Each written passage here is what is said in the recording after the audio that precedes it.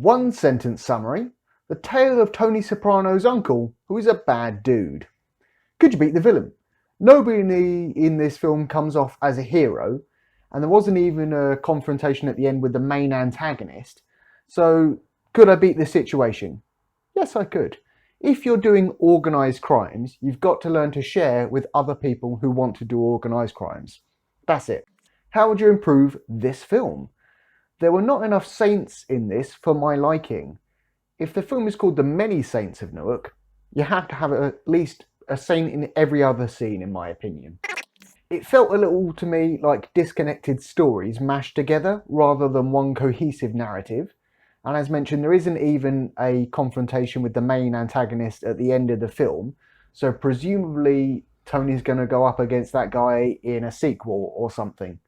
The classic Italian mafia A and O. Those sometimes happen in the middle of sentences.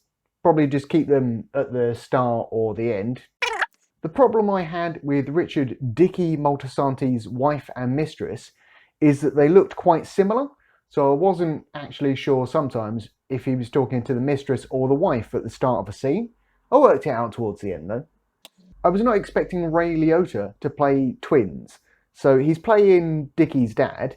Dicky's dad dies, tragic accident, or not as the case may be. And then he goes to visit his uncle in prison, and he sits down in front of this camera, and it's Ray Liotta again. I was like, wait, what? Dicky has a dream sequence where he's imagining everyone calling him a saint because he's having trouble with all the murders and bad things he keeps doing. And then when he snaps back to reality, his uncle, who was in front of him whilst he was having that little daydream, has just walked off. Rude. There was what I hope was another dream sequence where at, spoiler alert, Dicky's funeral at the end, Tony pinky swears with him. Now I'm sure that was a daydream or, a hopeful moment. I hope Tony didn't just pick up the corpse's arm and just go, there we go, and... because that's the way to get kicked out of a funeral, I imagine. The gangster guys who offered Harold a hot chocolate and Baileys doesn't seem like a really gangstery drink to me, but I might give it a go.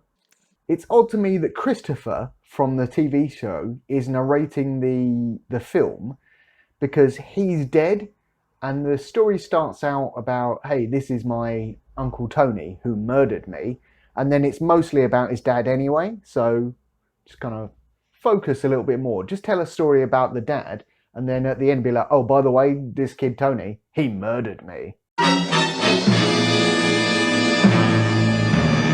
The mistress or Gumar of Dicky, whose name I didn't learn, she made a real big tactical mistake telling him about her relationship with Harold.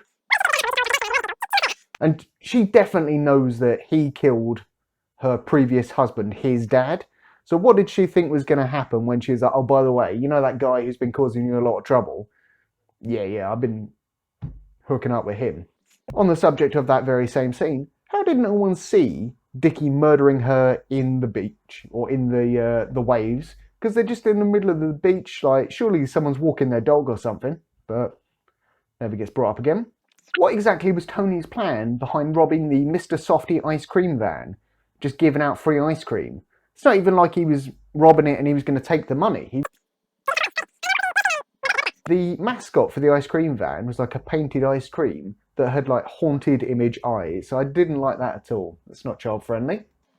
I don't know if it's true, but you do hear stories about people getting in trouble with the police and being given a choice by like the judge or whoever, join the army or go to prison. Again, don't know if it's true, but in this film, Harold couldn't join the army because he had prior convictions. So that seems to contradict what I have heard in the past. What happened to Johnny Soprano, aka the Punisher, aka Tony's dad, in that shootout? It seemed like he just disappeared for a while. Also, that VW van that got shot in the shootout, it just burst into flames. You would think that they would be, not liable to do that, because there was some dodgy audio at the rainy, sad funeral bit, or one of the funeral bits, the one where Dicky was alive. And I think you should always base your life choices on slam poetry that you heard. Maybe it wasn't slam poetry, but it was definitely poetry of some sort. There was in my opinion, wardrobe continuity issue when the mistress, whose name I don't know, and Harold were in bed together. They were clothed and unclothed and all sorts of stuff. Johnny shot his wife, or shot at his wife. I get the feeling that he actually was trying to kill her, missed, shot her in her big poofy hair, then played it off like he was doing it just to shock everyone.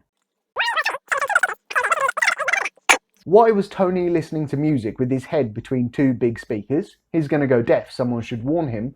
And also, when he threw those speakers out the window, why were they plugged in with music coming out of them when he started throwing his temper tantrum? Don't know. Rating out of 5 beers. I liked the start of this film where it's going through the graveyard and you hear different tombstones talking and they've all got a story to tell. Thought that was quite interesting. This film was actually very, very funny as well. It was mostly dark humour, but there we go. And I would give it 2 beers out of 5. Pretty good.